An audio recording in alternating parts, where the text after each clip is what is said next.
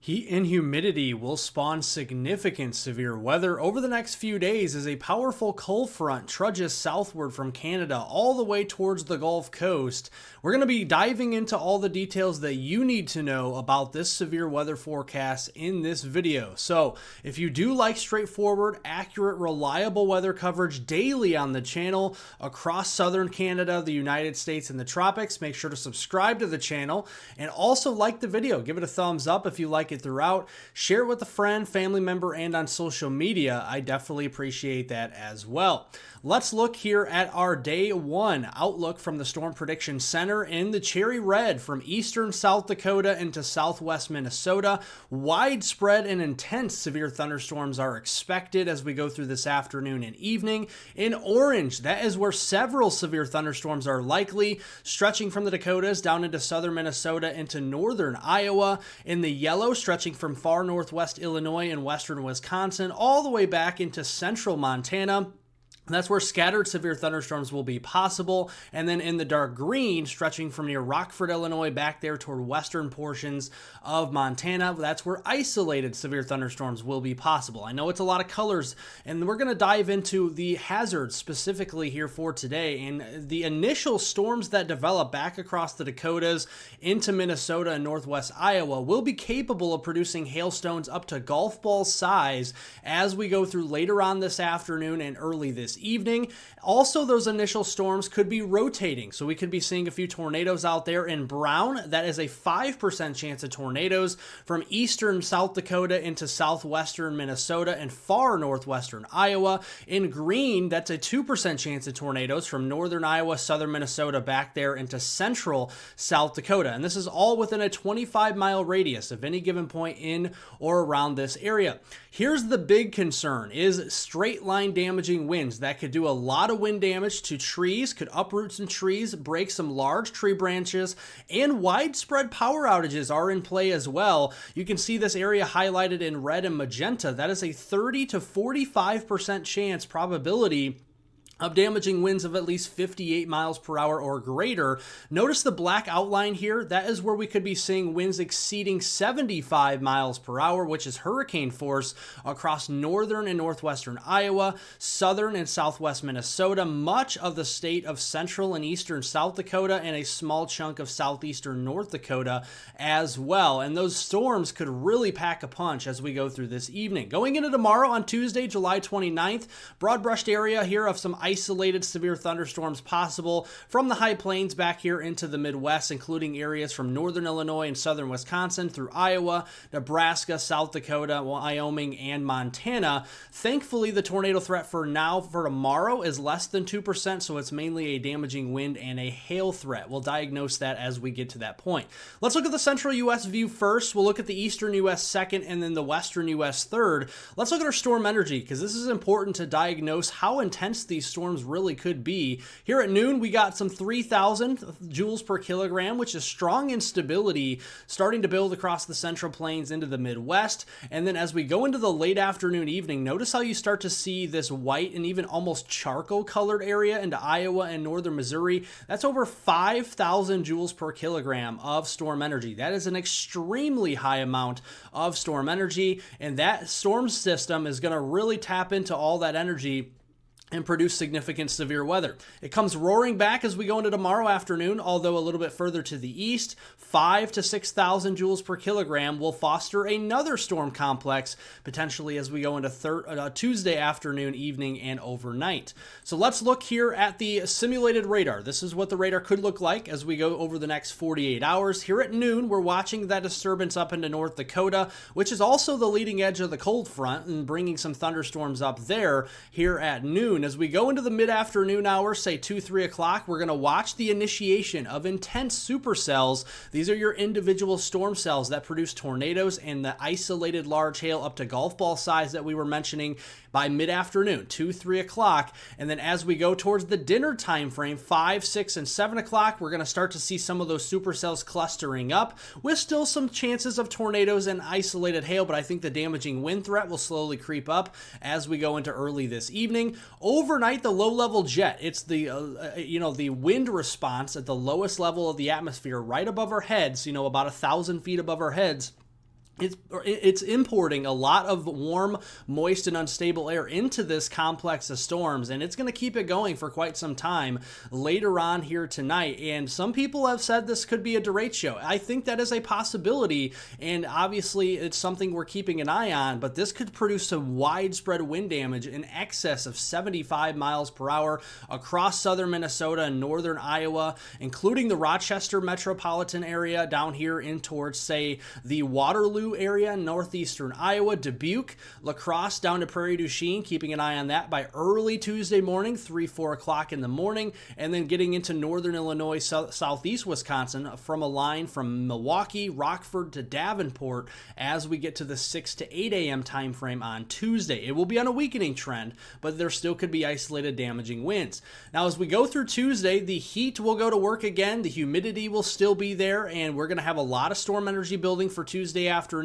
It is a little bit uncertain how the storm complex and or derecho that occurs tonight will affect our air mass here across the Midwest going into Tuesday. A little bit of a delayed response in the heat and humidity will make a big difference in where those storms track tomorrow evening and how intense they could be. There is a chance we could be seeing some pretty intense storms into eastern Iowa, northern Illinois as we go overnight tomorrow night, and that again would be an attendant damaging wind, hail threat with some locally heavy downpours, and an isolated tornado threat. So just looking at the wind component here with these two separate complexes, obviously the derecho potential tonight, we could see those initial supercells putting out 60 to 80 mile an hour winds initially. Winds could be up to 90 miles an hour at the peak across southern portions of Minnesota, northern Iowa overnight tonight, and then pushing into west central Wisconsin. We'll keep an eye on that. Still the chance of 50 to 60 mile per hour winds, even though it's on a weakening trend into eastern Iowa, southern Wisconsin, and northern Illinois. And then I think once it gets south of I-80, it's going to wash out and really start to rain itself out. The second storm complex, again, has a little bit to do, obviously, with the air mass recovery, so we're going to continue to watch that through the day on Tuesday. If we can get some intense storms to develop, yes, we could be seeing 60 to 80 mile an hour winds with that in eastern Iowa, northern Illinois, and southern Wisconsin for Tuesday evening and overnight. Between those two storm complexes over the next 48 hours, this goes through 7 a.m. on Wednesday, July 30th. Could be seeing 1 to 3 inches of rain really expected across Nebraska, southern Minnesota, the Hawkeye state of Iowa, especially the eastern side of the state, and into portions of southern Wisconsin and northwestern Illinois. Isolated flooding is possible. I think these storms are going to be moving fast enough to where flooding will not be a big issue overall on a widespread scale. In the eastern United States here at noon, very quiet as we warm up the ground. Obviously, we're going to get it more unstable, and we're going to see some scattered storm development. These are not expected to be severe today. The wind shear is not allowing these storms to be around too long, so once the sun sets this evening, the coverage and intensity of the storms in the eastern U.S. will go by the wayside, and we'll see those decreasing and further to the south as well. Going to the day on Tuesday, again, a quiet start in the eastern U.S. by 7 a.m. if you're heading off to work or running some errands out there. Going through the day could be more of, again, a scattered thunderstorm variety. Again, wind shear is low, so a lot of these storms will be popping up and not really moving very fast, okay? They're going to be sitting around an area for 10 miles per hour, 20 miles per hour movement, so it's not going to be moving very quickly. And so those popcorn type storms popping up in your neighborhood will be possible. 40 to 60% chance kind of probabilities here in the eastern U.S. over the next 48 hours through Wednesday morning at 7 a.m. on July 30th. Could be seeing areas, down the road, could get 1.5 inches of rain. You go the other direction, you could get maybe just a trace of rain, a couple of raindrops. That's kind of the pattern we're in the eastern U.S. here over the next 2 days. Western U.S., we got some storms popping up this afternoon across portions of Montana. Some hailers here. We can watch potentially up to quarter-size hail. And then back toward Oregon and central Idaho, I think this is more of a locally heavy downpour risk as we go through this evening.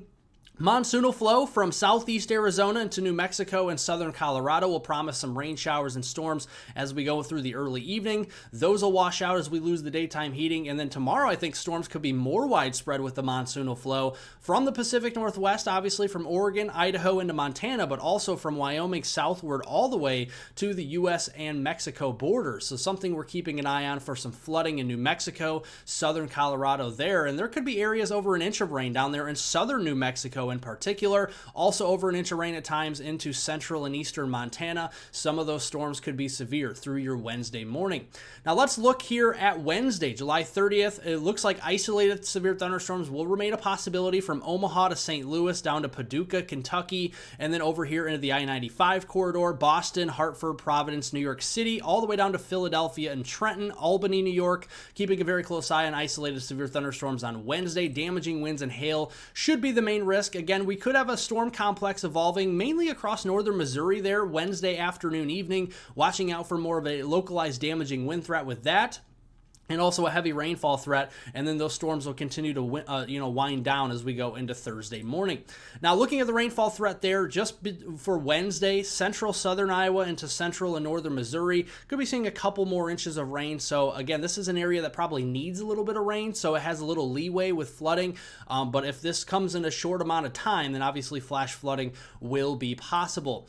Let's look at the rest of the week. So Thursday, the front goes further to the south, and that means storms are possible from the I-95 corridor of the Mid-Atlantic and Northeast through the lower Ohio River Valley, mainly south of the Ohio River, and into the Cumberland Plateau, Smoky Mountains, and Appalachians vicinity. And then as we go into Friday, Saturday, that's going to be more of a Gulf Coast, Southeast Coast thing. High pressure building over Lake Michigan promises cooler air and less humidity as we go into the weekend, and also drier weather, more importantly, too. And you can see out ahead of that front, we could be seeing some scattered bouts of an inch or two of rain all the way through the weekend there across the Gulf Coast and into the southeast. Now, we talk about the heat and humidity. The culprit is this big ridge of high pressure. It's hanging around as we go into this afternoon. It'll hang around for the next few days before a powerful cold front moves it further to the south, kind of squashes it southward. And here are your high temperatures this afternoon. So Monday afternoon, July 28th today, we're going to see more triple digits, all the way up perhaps into southern South Dakota. But there's the front, right? We're seeing the 70s in North Dakota this afternoon. That doesn't take away from the record highs we are likely to experience across the Sunshine State of Florida, into Georgia and South Carolina once again this afternoon. And as we go into Tuesday, much of the same across the South. But here comes the front. We're going to see upper 70s, low 80s, and lower humidity, importantly, as we go into Tuesday for the upper Midwest. Wednesday looks like a dream across the upper Midwest in the mid 70s, low humidity with dew points in the 50s. This is a wonderful day to get outdoors and do some yard work, perhaps, maybe even walk the dog. Great day there on Wednesday. Thursday is the same, and Friday will follow suit as we turn into the new month of August with even more widespread 70s and lower humidity. Now, overnight here, the next couple of nights will be muggy and humid across portions of the southeast, with low temperatures barely getting below 80 degrees. So it's going to be very muggy, very humid out there, and that will continue into Wednesday. But here comes the cooler overnight lows in the upper Midwest, upper 40s to mid 50s. Crack open those windows later on in the week, Thursday morning, Friday morning, and even Saturday morning, as we see many nights that are much cooler further to the north from the relief from the heat. The long-range forecast calls for that ridge to hang out over here in the desert southwest of Arizona, New Mexico, and West Texas. That's where the center of that ridge will be. That's where the extreme heat will be across portions of the Four Corners region and into the Red River Valley and into portions of West Texas. There will be some heat trying to build northward with time into the second week of August, back into the Midwest. Humidity will come back as well, and the northwest flow thunderstorm cluster risk will come back in the second week of August. So it's not gone too long, and we're already keeping an eye on an increase of storm energy once we get into the second week of August. Again, you see that charcoal color starting to show up. Plenty of storm energy as we go there into the second week of August, and the thunderstorm cluster risk this time around could be just a little bit further south than what we see this week. So we're looking at more of Nebraska, Kansas, Iowa, Missouri, Illinois, Indiana, Ohio, Kentucky, and West Virginia versus more of the Dakotas, Minnesota, Wisconsin, and Michigan like we see this week. So a little bit further south once we get into the second week of August. Let's talk about the hurricane season and the tropics here. First, in the Atlantic, the National Hurricane Center, Miami, Florida, is not expecting tropical cyclone activity over the next 7 days. That includes the Caribbean and the Gulf. That is some great news, and the reason being is because we have a lot of dry air. The Saharan dust coming off of west coast of Africa is suppressing the hurricane season across the Atlantic basin, and a big plume of dust is just about to come off the coast here today, and that will really throw a wrench in the hurricane season going even into the first few days of August. There will be some attempts at some tropical waves if they do hold together off of the African coast into the main development region, but they will not reach the Lesser Antilles. More of interest will be once that cold front moves south and east toward the Carolina coast and the southeast coast, there are increased odds that we could have a tropical depression, maybe a low-grade tropical storm develop just off the coast of Norfolk and off the coast of Wilmington, North Carolina as well. And we are keeping an eye on that. So that'll be a later week event after Wednesday. Notice how we see that cold front coming in Thursday, Friday. There is some spin there, but it's weak. It's very broad, so it's not a guarantee we see anything develop, and more so probably a heavy rainfall event, much like the Gulf Coast had last week. This is going to be more of a heavy rainfall event likely for portions of the Carolina coast. So Norfolk down to Wilmington, Myrtle Beach, Charleston, all the way down to Savannah, Georgia, Jacksonville Beach. Those areas along the coast of the Carolinas, Georgia, and Florida may need to watch for several inches of rain with this system, and this could cause some flooding. Don't get me wrong, there definitely could be some flooding here along the coast and some rip currents from this as well, so make sure to stay up to date on your latest forecast there across the east. In the East Pacific, it is very busy. What was a respite around a week ago is long gone. We have not one, not two, but potentially up to 4 systems developing over the next 7 days. Hurricane Iona is the strongest in the East Pacific, actually the Central Pacific Basin now. In hurricane is a category 1, 75 miles per hour. It's moving due west at 10 miles per hour, likely remaining a hurricane through Wednesday afternoon south of Hawaii, and then moving into tropical storm status by the weekend.